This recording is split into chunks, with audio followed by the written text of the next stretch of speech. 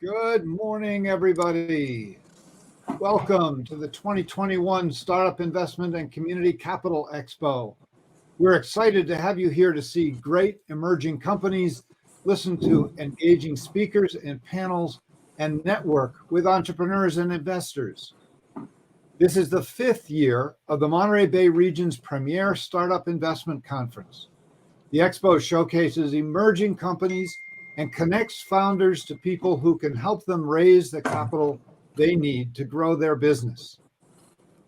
We also feature great speakers and panels on topics important to both entrepreneurs and investors.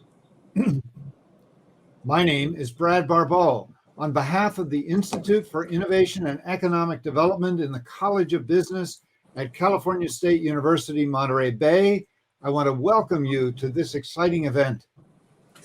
The theme for this year is New Frontiers. The disruption in our patterns of work and life has created a fluid environment that is rich in possibilities for startup companies to create the new ways that we will work and play in the years to come. Planetary challenges like climate change and pandemic, developing technologies like artificial intelligence and blockchain, social movements like Black Lives Matter, all are creating new opportunities for entrepreneurs and emerging companies. We're here today to discuss those opportunities and see some of the companies that are betting their businesses on their ability to pioneer these new frontiers. Next slide, please.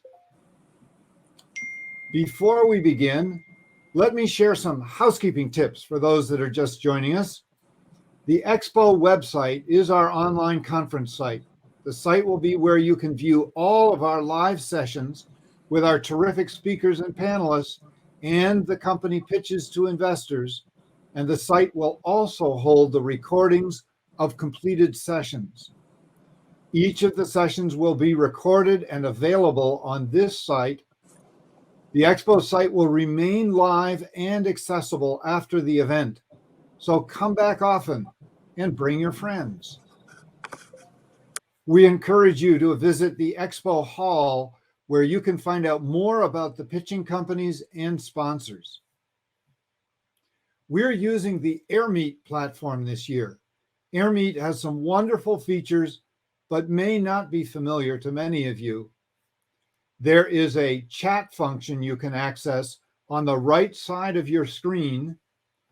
You can send a chat message to everyone, or if you select people at the top of the right side of the screen, you can see everyone who is signed into the event and message specific people. Please note, we may unpost any comments that are inappropriate. We'll post general Expo information at the top of the chat section on the right of your screen.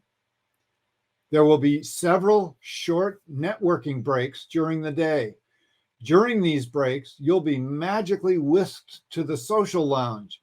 You'll see a number of tables with logos from the featured companies and our sponsors and exhibitors.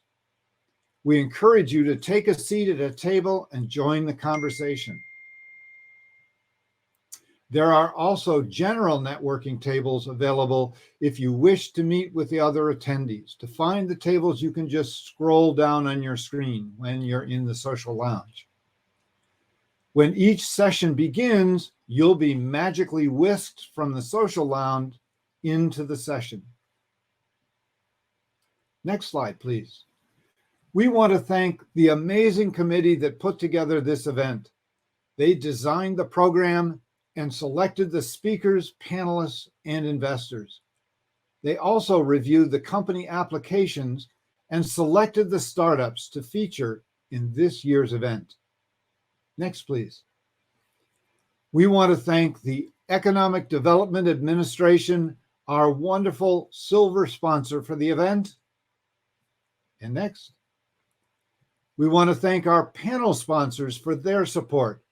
Cal Coastal Small Business Development Center, White Summers, Solare Holdings, and the Pearl Works. Next, please. We want to thank our general sponsors who have made the Expo possible: 21CM Digital Marketing, the Bank of America, Pinnacle Bank, Union Bank, the Wild Plum Bakery and Cafe, and the University of California at Santa Cruz. Next, please. Thank you to our media sponsors, KAZU Public Radio and the Monterey County Weekly, and our marketing partners, Santa Cruz Works, the Monterey Bay Economic Partnership, and Slow Money Northern California. Next, please. Today's schedule includes a keynote address, 4 panel discussions, and 5 sessions of companies presenting to investor panels. Next, please. Let's begin. Let's begin the day with Ahmad Thomas, the Chief Executive Officer of the Silicon Valley Leadership Group, as he speaks on a new future for the innovation ecosystem. The Silicon Valley Leadership Group was founded in 1977 by David Packard of Hewlett-Packard. It has 350 member companies and has worked to develop, promote, pass, and implement policy initiatives that benefit their members, employees, and the Bay Area. As the tech industry has moved to the forefront of our global economy, the Silicon Valley Leadership Group's policy work has expanded beyond the confines of Silicon Valley. The challenges of the past 2 years have brought new focus to the Silicon Valley Leadership Group. Schools must have access to technology to function. STEM careers are essential to the health of our population globally. California and the United States must actively work on all aspects of climate change, from reducing carbon emissions through resiliency projects for communities impacted by flooding, fires, mud, and other consequences of our changing climate. The Silicon Valley Leadership Group Board of Directors voted unanimously to support the formation of their racial justice and equity portfolio. Through advocacy, policy initiatives, and work with partners, the Silicon Valley Leadership Group will contribute to the equity of Black, Brown, and Indigenous people in our community and in our businesses. I am pleased to introduce the CEO of the Silicon Valley Leadership Group, Mr. Ahmad Thomas. Good morning. Thank you so much, Brad. Very generous introduction. I'm so grateful to be here, and thank you for inviting me to speak with you. All of the attendees of the 5th Annual Startup Investment and Community Capital Expo, thank you for being here. You got social rooms and breakouts and a lot of good stuff going on. I wish we could be together in person, but Brad and team have obviously done a tremendous job with this virtual event today. I'd like to share my perspective with you today in a couple respects. First, on innovation economy trends and 2 sectors where I see significant opportunities for impact. And second, on how our organization, the Silicon Valley Leadership Group, and all of you by extension, can support our innovation ecosystem. As I said, Brad was very generous in speaking about our organization, but we're fortunate to have had a great deal of collective impact since 1977, and we have a very bright future ahead. To sum it up, virtually every major technology brand in Silicon Valley is a member of our association, and our members collectively provide nearly 1 of 3 private sector jobs in Silicon Valley. So this equals about $3 trillion when you add it all up for the global economy. We have big members, as I just noted, and we have many startups. We've added about 80 new startups over the last year. I am new to this role. I've been in this job for a year, and my background is a bit unique. I feel very at home speaking with you all and being around entrepreneurs. My background has been in investment banking over the last decade, leading infrastructure deals and economic policy prior to that. So to segue and talk about the innovation economy, maybe share some data with you at the top here. The innovation economy continues to represent a tremendous growth opportunity despite the challenges of the pandemic. Crunchbase reported that global venture funding in the first half of 2021 surged 61%. That's a total of $288 billion compared to the prior peak of $179 billion in the second half of 2020. It's a 95% increase. And thousands of Silicon Valley companies today are driving cutting-edge solutions to address the world's most pressing challenges, like artificial intelligence, clean energy, healthcare, and the remote workplace solutions that have been a lifeline to all of us during this pandemic. Now, to spotlight two sectors of interest, ag tech and healthcare.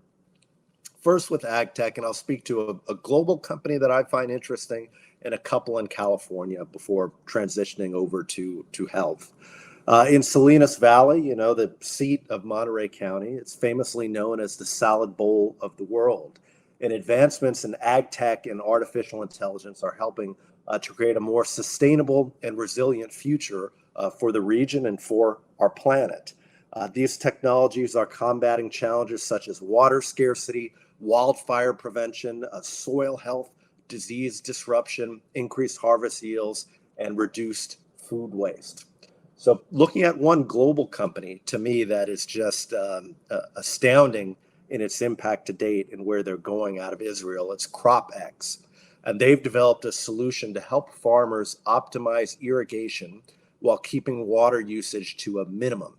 They use a combination of wireless sensors and a mobile app, which their founder, Isaac Bentwich, calls the Internet of Soil, to determine exactly how much water needs to be applied to each part of the field. And users report water and energy savings up to 25%. We have many similar technologies applied across California and across our agriculture sector. But it just shows you, when you look at impact and sustainability and dollars, the economics of this for our farmers and agriculture sector, this type of technology is truly revolutionary. Appeal, which is based in Goleta, California, they're developing technology to extend shelf life for fresh produce, and that improves quality and reduces food waste. Just last month, they announced another big funding round, which is $250 million for their Series E.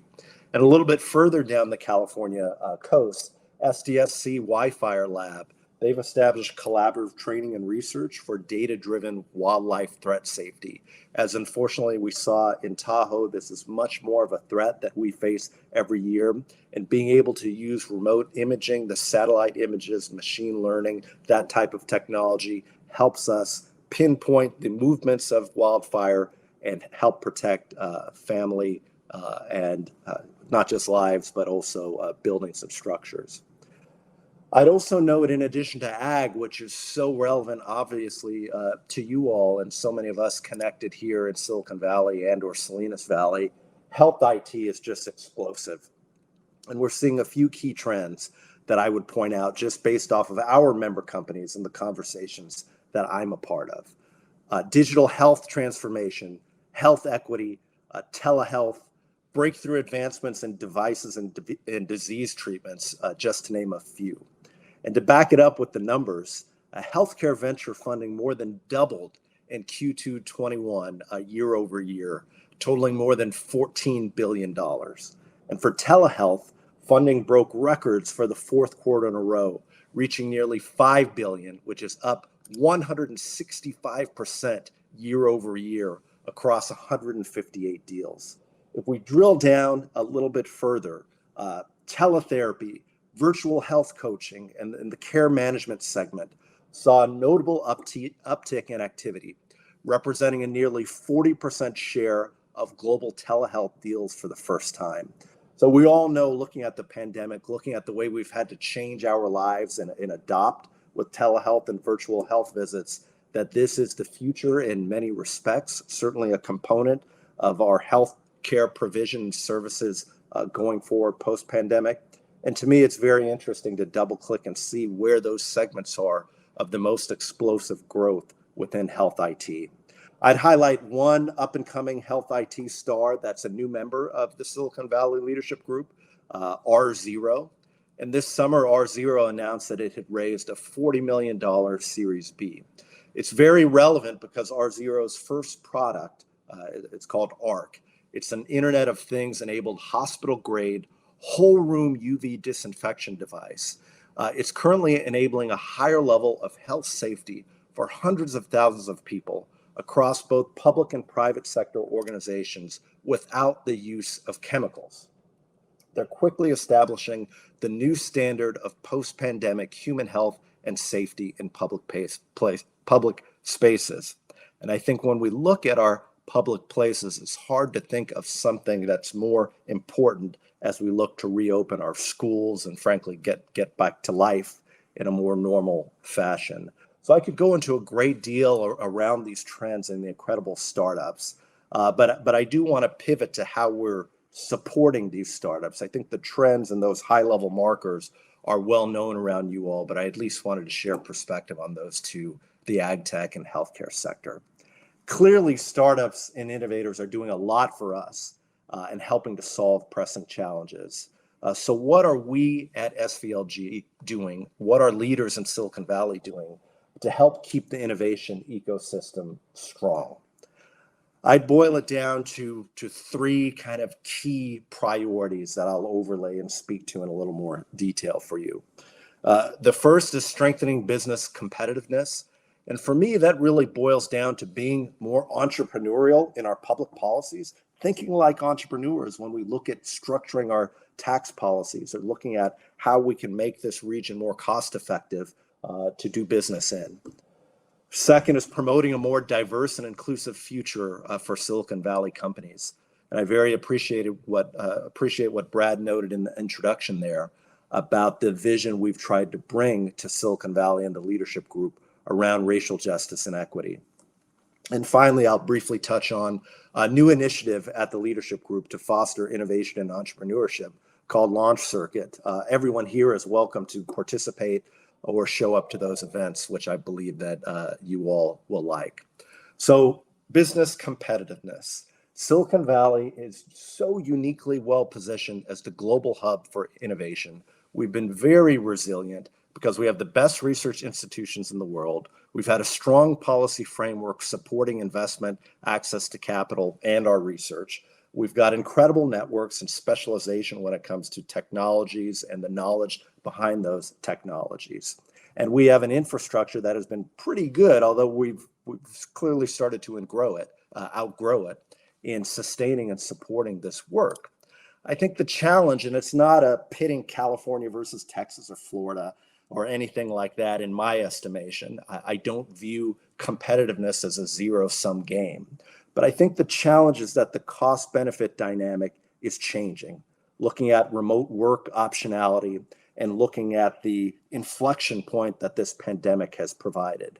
So in order for Silicon Valley to remain the mecca for entrepreneurship, my view is that we must enhance our value proposition, and we must enhance California's value proposition for startups and for business leaders.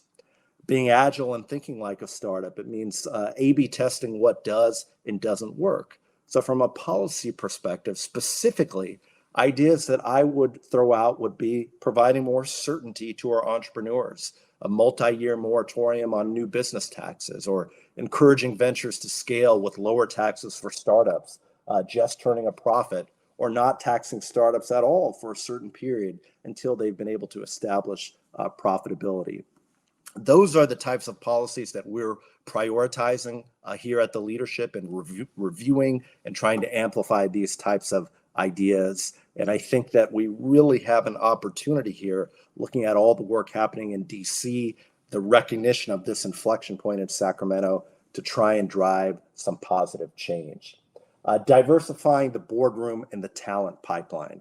I think this is a critical issue in Silicon Valley, critical issue for entrepreneurs. It's multi-layered, obviously, and I'd love to speak to it in more detail. But in short, the evidence is incontrovertible that more diverse leadership teams drive more innovation, more revenue, and market share. And what we're trying to do at SVLG is change the face of leadership here in Silicon Valley. We have Pledge 25 by 25, which sets very ambitious goals for participating companies to meet related to 25% of their leadership being comprised of individuals of color or women. We have the Next Gen Board Network, bringing directors of color and women into more companies and mentorship opportunities in Silicon Valley. And then speaking specifically to policy initiatives, sometimes it does take laws to drive some of this change. So we were the first and only business association in California to support landmark legislation that diversified corporate boardrooms by law, which was signed into law a few months ago by the governor, called AB 979. So that's a little bit just sharing, I think, around the contours of what SVLG is doing to try and drive more diversity here in Silicon Valley. What I might say before turning to the last topic is being able to speak very frankly to what we see and where the opportunities are is a culture shift, change, and tone that's necessary and long overdue.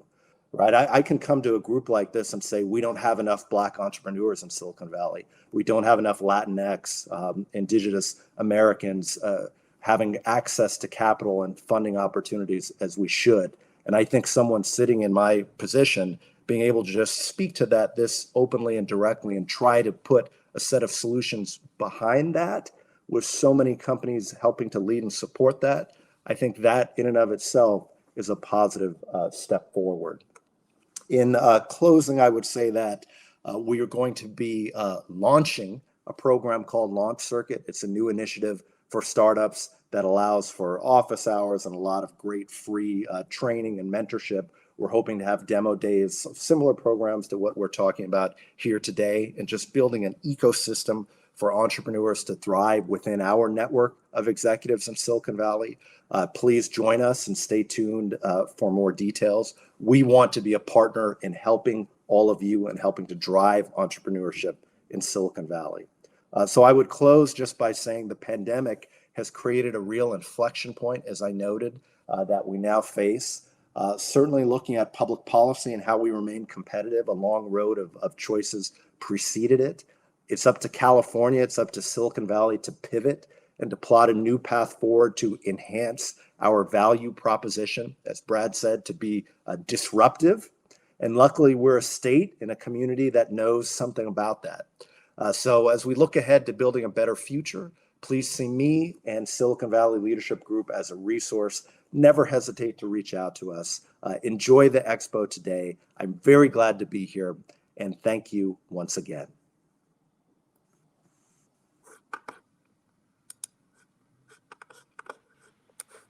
Great. Thank you very much, Ahmad. Greatly appreciate your comments to open this event and hear about the great work of the Silicon Valley Leadership Group and all the wonderful expansion that's going on in the innovation ecosystem.